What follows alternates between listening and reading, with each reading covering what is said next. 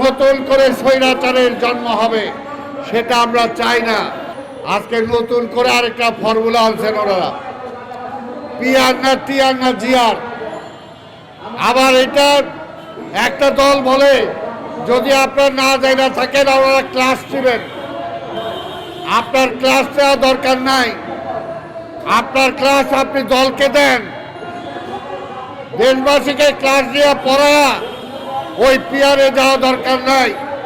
আমরা বুঝি পিআর হলে মানুষের ভোটের অধিকার খর্ব হবে, মানুষ তার প্রতিনিধি নির্বাচিত করে সংসদে পাঠাতে পারবে না, নতুন করে স্বৈরাচারের জন্ম হবে, সেটা আমরা চাই না।